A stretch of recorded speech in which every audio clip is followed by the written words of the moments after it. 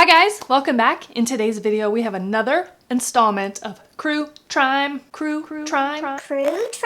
If you want to hear about the DC mansion murders, then just hang out.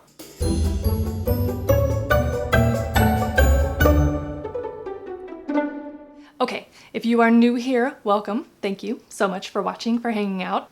We are doing a little bit of a putting on makeup, talking about murder. Sounds weird, but it's kind of awesome. This is a new one, actually. This happened in 2015. I live in Washington, D.C., so there are a few points of the story that kind of are a little too close for comfort. Amy Martin and Savopoulos. They met in high school in Silver Spring, Maryland, which is a DC suburb. They ended up attending the same college, University of Maryland in College Park, which also is a DC suburb, which is right down the street from where I live. Savas had a crush on Amy, but she was not having it. But finally, like towards the end of college, they finally went on a date, and of course it was a match. So Savopoulos is from a very affluent Greek, very successful business people. After they graduated, Savas went to law school, Amy went to work, and then pretty soon after they had a big fat Greek wedding. They had eventually 3 children. The first was Abigail, who during the time of this event was 19, Katerina 16, and Philip, who they called Flip, age 10. So Savas eventually, he never practiced law. He eventually entered the family business, which was American Iron Works Incorporated, and they supply iron to major construction projects in and around this area, including when they rebuilt the Pentagon after the 9/11 attacks, and they built the DC Convention Center. So they're not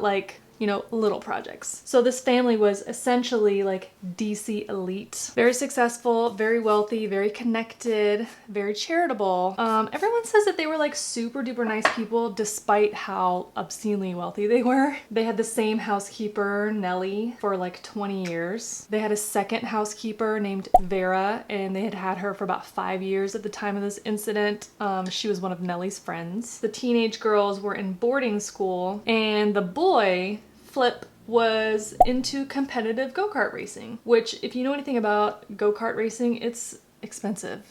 Anything race car driving is soup's expensive. It was just kind of the thing that they bonded over, In the go-kart racing, they met a guy named Jordan, who was sort of a rising star in the go-kart racing scene, who ended up mentoring Flip. He wasn't his official coach, but he kind of mentored him. Because that sport is so expensive, Savas hired him to be kind of a personal assistant and run errands for them, drive them to appointments, things like that. Savas was also set to open a jiu-jitsu studio in Virginia. Savas was super into jiu-jitsu. So the family's home was in Northwest DC in a super duper affluent and exclusive neighborhood in Woodley Park, which is right next to Kalorama. So it's near National Cathedral and the embassies and all of that stuff. Kalorama is the neighborhood where Ivanka Trump lives, the Obamas now live, Jeff Bezos lives. You get the picture. These are mansions. On Thursday, May 14th at about 1-ish in the afternoon, a little bit after 1 o'clock in the afternoon, DC Fire Department was dispatched to their home in Woodley Park. The fire was taking over the home, and once the fire officials got inside, they discovered 4 bodies. Savas Philip Savopoulos, age 46, Amy Claire Savopoulos, age 47, Philip Savas Savopoulos, age 10, and Vera Figueroa, age 57. And then it hit the news, it was everywhere. So it's very clear that a very terrible crime had happened. It seemed like somebody had broken into the house, killed 4 people, and then set the house on fire to conceal the evidence. Let's back it up. Police pieced together the chain of events. Day before is Wednesday. So Flip is home from school because in his go-kart racing, he wrecked his go-kart and got a concussion. So he was home from school to recover. And it was just him and Vera in the house. Amy had gone for a Starbucks run down the street. So Amy had gone on her Starbucks run about 3:30. That is when authorities assume that whoever broke into the house and did this entered the home, because it was just Vera and Flip. So when Amy returned from her Starbucks run, she was overtaken by this assailant. Savas was not home because he was in Virginia at the martial arts studio that was about to open like a week later. I need more concealer on my eyelids. Eek. So phone records show that about 5-ish, Amy called Savas to come home. So he arrived at home around 7 p.m. and police say that he at that point had found Amy and Vera tied up and that he had been attacked in the dining room, which was like near the door that he entered the home, because there was some blood in that room. So later that night, another phone record showed that Savopoulos called his personal assistant, Jordan, the one that they had met through karting, because he was supposed to be at the martial arts studio the next day, but he was like, okay, change of plans. I need you to do this errand for me. So I need you to go to the bank and or to American Iron Works and pick up a package. And the package was $40,000 in cash. He didn't know that at the time, but that's what the package was. About 9-ish, Amy Savopoulos called Domino's Pizza and ordered 2 pizzas with special instructions that said, don't ring the bell, just leave them on the porch. And the driver from the Domino's that delivered the pizza said that they followed the instructions, they arrived at the house, it was quiet and dark with just the porch light on, and they left the pizzas on the porch and left. So at about 9:30 p.m., Savas left a voicemail for the second housekeeper, Nellie. He said, Amy is really sick, Vera is going to stay the night, so don't worry about coming in the morning. Also, Vera's husband worked like night shift, so it wasn't unusual for them to kind of miss each other, but he kept trying to reach her by phone and wasn't able to, despite like calling her over and over and over, so he was starting to get a little concerned too. So it turns out that 3 adults were being kept in one bedroom, and they had pulled Flip to be held separately alone in a different room. They were beaten and tortured all through the night. And the boy, because he was separated, it seems like they were using the boy as like a bargaining tool. You know what I mean? Like, do what I say or I'm gonna hurt this kid. So Thursday morning, Savas called the CFO, like the chief financial officer at American Iron Works, and he requested $40,000 cash for an equipment auction. Which, you know, is unusual for sure, but the guy said that Savas was like super calm and sounded normal on the phone, so he was just like, okay, whatever. Jordan, the assistant, went ahead over to American Iron Works to pick up the package, and Savas had given him instructions to bring the package to his home, to the Savopoulos family home, and to go inside the garage and leave it inside a car that was parked inside the garage. So he did that. He said that he didn't hear anything weird. He didn't see anything weird. He did what he was told. He made the drop, and then after he did so, he sent a text message to Savas that said, package delivered. So Nellie, the second housekeeper, didn't get that voicemail from Savas from the night before until Thursday morning. And it was so weird that he said, oh, Vera is sleeping over, because that never happened. So she started trying to call Vera to find out what's going on and wasn't able to reach her. Nellie later got a text from Amy to confirm, you know, you're not coming today, right? You don't need to come today. So later that morning, Vera still wasn't home, and her husband had not been able to reach her all night. So he went to the mansion to look for her. He went to the door and rang the bell or whatever, and he said that he heard like shuffling around inside, but he didn't hear any voices. I don't know, he just said the whole thing was kind of weird. So he went ahead back to the car, and like within minutes he got a phone call from Savas that said that, oh, you know, Amy's really sick and Vera stayed overnight. I'm so sorry that I didn't call and tell you. They actually went to the hospital, and Vera went with Amy to the hospital, and I'll call you back to tell you which one. He never called back. Vera's husband was like, okay, that's weird, but okay. So by 10 a.m., a cash ransom has been delivered to their home. So you would think whoever was holding everyone kind of hostage in the house would just take the money and leave, and it would be over, right? Did I mention that this American Iron Works is about 3 miles from my house? And the bank that they went to get the cash out of, I drive past every day on the way to work. So around 1 p.m., a fire was set in Flip's bedroom. Remember, he was being kept separate from the adults using an accelerant, gasoline. The killer flees and DC Fire arrives at the scene and they quickly realize that it's a crime scene. They found the bodies. So evidence in the house. Okay, so the fire that started in Flip's room was completely burned out and Flip's body was found on the bed. There was like devastating charring to his body. There was evidence of significant torture. He had multiple kind of like stab wounds, and there was a samurai sword found in an adjoining bathroom. The adults in the other bedroom had all sustained significant blunt force trauma, and they had been strangled and smothered and stabbed. The women had been restrained on chairs with duct tape and zip ties, and Savas was found on the floor. Vera might have suffered a heart attack at some point because she had sustained the least amount of injuries of anyone. A bloody baseball bat was found in the room with them. In the immediate parts of the investigation, it was noticed that Amy's blue Porsche was missing. Police at this point had held a press conference and had revealed what they had found inside. Because it's so unusual, like fires don't just happen in neighborhoods like that. And police were asking for help from the community to try to locate this blue Porsche. It was quickly found about 15 miles away in a church parking lot in Maryland, lit on fire.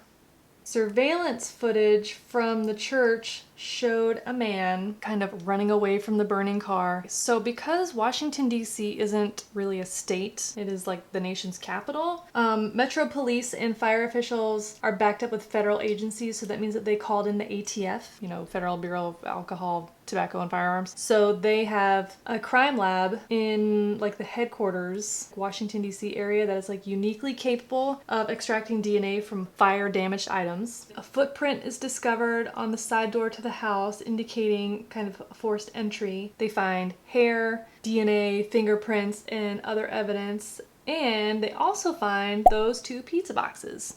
The pizza boxes were in the room with the adults. So apparently Amy ordered this pizza. We can guess at the insistence of this intruder. I mean, how do you have 3 people?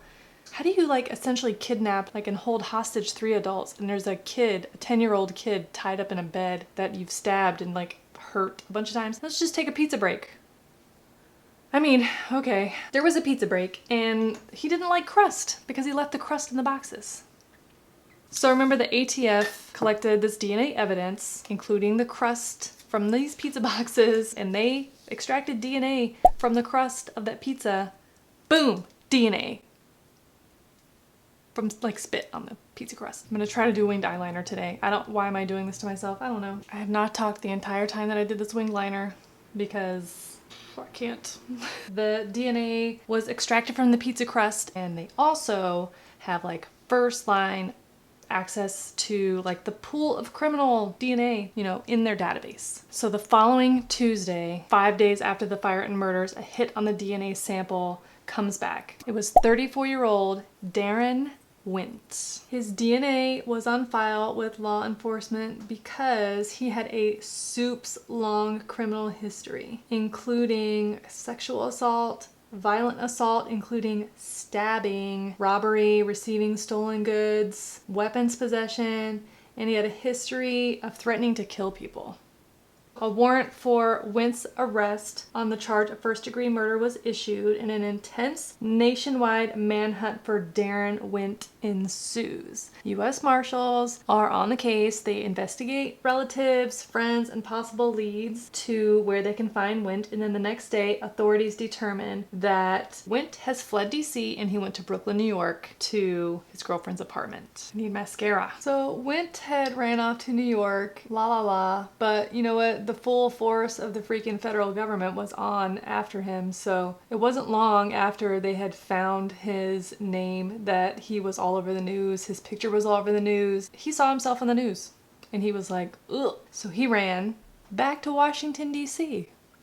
So on Thursday night, and it's now been a week since the fire and the bodies had been discovered, investigators tracked Wint to a Howard Johnson in College Park, Maryland. Coincidence, College Park, Maryland is where the Savopoulos couple went to college. Okay, so investigators had found him at this Howard Johnson, or at least they knew he was there. But I guess his spidey senses were tingling because he left. So he and 3 women and another vehicle. So he was in like a car with the 3 women, and then there was 2 men in a box truck. The 2 vehicles left the Howard Johnson parking lot. There was about 25 to 30 law enforcement vehicles unmarked that were, you know, surveilling the area and following them. They didn't know it, of course. They went northbound. They made some weird U-turn for whatever reason, and then they were coming back in towards the city, and then the police kind of got the signal to do like this closing in maneuver. So there's the 2 cars, and the police essentially like surround them on all sides, get in between them, all around them, so they can't go anywhere, trapped. So the people in the vehicles, including Wint, were like totally stunned and shocked. And in the car that Wint was in, police found clothes, a ton of money, a ton of money orders, and 2 knives. The next day, Daron Wint was charged with murder in connection with the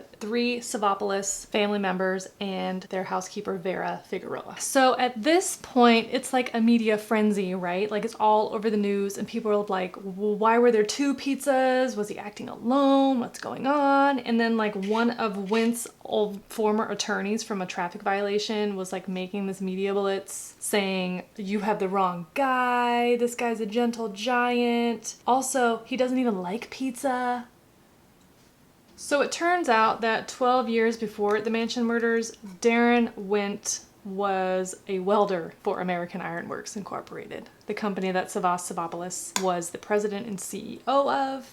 You know, that company. Wint left the company after only 2 years, but it's later discovered that Wint was kind of like a problem employee. And after that, life started to get real bad. So his own father, who Wint lived with at the time of the arrest, had filed an order of protection against him because he had threatened to shoot him. And another anonymous family member spoke with the media and said that Wint had a hair-trigger temper and that he was hostile, arrogant, and was just in fights with everyone, including his father and brother. He had briefly moved at some point in his life to upstate New York to try to like get himself together, and he just ended up, you know, assaulting girlfriends and going to prison for a while. WTF with the group of people that he was arrested with, right? Like, who were they and what's going on? One of the people admitted to changing some of that cash into the money orders. One of the people was Wint's brother, Daryl. One of the people was his cousin, who also worked at American Iron Works and was fired around the same time that Wint had left in 2005. I mean, it was like 12 years before, so like, why is this relevant? He must have been holding a grudge. I don't know. The cousin, after he was fired, had threatened to burn it down, and they filed a restraining order against him. Like, there's some bad blood here. They were all released though within hours of apprehension, which sounds really stupid, but when you think about it, the reason was because they didn't have like their DNA on the pizza crust, right? But also once they get released, then the police can kind of follow them to see who are they going to talk to, where are they going to go, what are they going to do, that whole thing. Now is the trial. So there was a 6-week trial, and prosecutors said that Wint held the Savopoulos family and Miss Figueroa hostage for $40,000, and it was part of a random attempt for him to secure money because he was just like not doing well, not working. Wint's brothers that were implicated kind of during the investigation process claimed that they had nothing to do with any of it, and Wint said that he was framed. Early on, police were interested in Jordan, Savas's personal assistant, because he had given conflicting accounts to authorities regarding the money drop. They ruled him out as a suspect, but he had testified that he was confused and scared when he talked to the police, and he was concerned about being treated as a suspect because on the day that he picked up the money, because he didn't know he was picking up money until he got there to pick up the package and it was money, and he texted a picture of the cash and sent it to his girlfriend and was like, oh my god, my job is crazy. He had never seen that much money in his life, and then he deleted the picture and the text exchange because he was afraid that Savas would somehow see it and feel disrespected, or it was like a breach of trust. So anyways, he got ruled out. He wasn't involved. Wint's girlfriend or fiance or whatever testified in court and said that Wint caught a bus to go up to, visit her after winning the lottery, and that he had money to take her on a shopping spree. hang on. He won the lottery and then took a bus. Okay, or whatever. So they did. They went on the shopping spree. And then that evening they were in bed watching the news together and his picture flashed on the screen and she jumped out of bed. That's when she saw a red stain on his hoodie and was like, what's that? He said that he had tripped while running from the police and had cut himself. And then the next day she took him to a taxi stand and was like, bye. He never confessed to her, but... So Wint actually during the trial did take the witness stand and he told the court that his half-brother Daryl had duped him into going to the house with the anticipation of getting like a paint and drywall job. He said that once they arrived, the brother was like, okay, listen, I'm gonna rob this house. And Wint was like, I'm not about this. So he left after eating some pizza at the house. So he admitted to eating the pizza.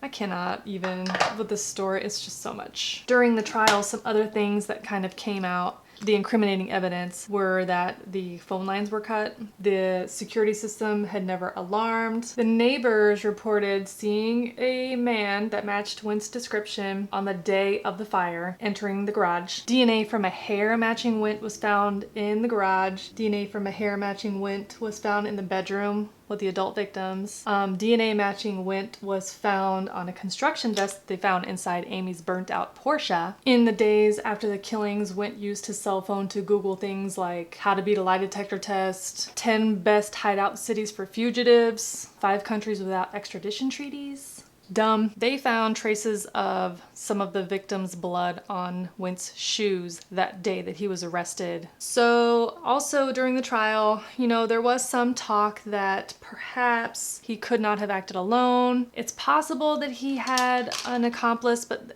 one was never revealed and no one was ever charged. So on October 25th, 2018, Daron Wint was found guilty on 20 counts of kidnapping, extortion, and murder. He was sentenced to 4 consecutive life without release terms. The surviving daughters that were not in town during this crime, one graduated from high school a week later. They are now in the custody of the grandparents. And the $4.5 million mansion in Woodley Park was later sold for about $3 million and has since been demolished. That is the story of the DC Mansion murders. The whole thing was just really wild. I remember it being on the news and it being kind of a hot topic, and I do remember the day that the guy was arrested because it all kind of happened like right near my house. Crazy. Okay, so that is it for this episode of Crue Trime. All right, I know it's a little bit weird to put on makeup and talk about murder, but we've already established that we're into this. So if you want to see more videos like this one, then let me know with a thumbs up and a comment down below. Let me know if there's a Crue Trime story that you want me to research and talk about. Lashes are not even kind of on my eyes right now. Okay, all right, let me go so I can fix this. Thank you so much for hanging out today and for watching. I really appreciate it. Make sure you subscribe, like, follow me on all the socials. I will catch you next week. I upload here on YouTube every Thursday at noon. Don't miss it. Hit the notification bell so that you don't. And I'll see you in the next video. Bye! Those are not even at all. I'm gonna get my fucking life together. Okay, cool. Just ruined my liner. Why did I do that? This is terrible. I'm gonna try not to make a mess. Fuck. Feeling a little sassy with my red lip today. Teeth are looking great. You like what you see?